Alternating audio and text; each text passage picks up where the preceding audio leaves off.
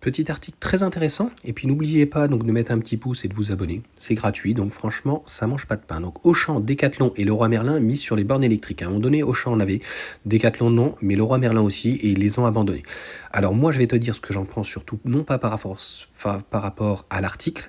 mais du fait d'apporter des bornes, je trouve que c'est très positif. Je trouve qu'ils n'en ont pas assez fait et ça leur permettrait, même si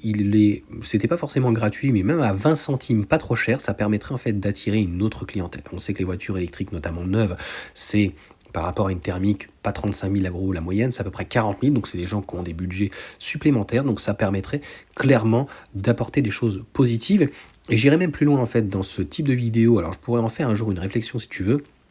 c'est que les constructeurs européens n'ont pas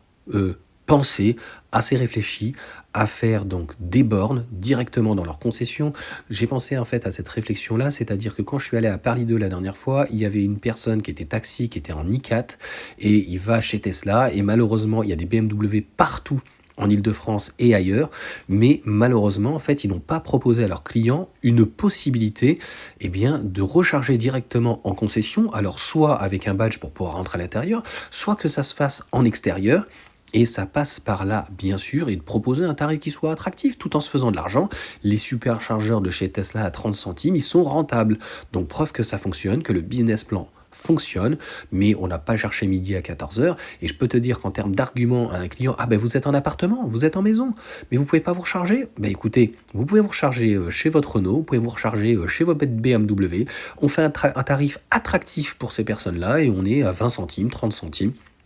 et la preuve, encore une fois, que ça aurait marché. Voilà en tout cas pour cette vidéo très courte, et clairement, ça serait une très bonne chose qu'on puisse avoir des stations de recharge dans des endroits comme Leroy Merlin, Auchan ou autres, à des prix un peu plus attractifs, et pour eux, ça leur permettrait donc d'attirer une autre clientèle.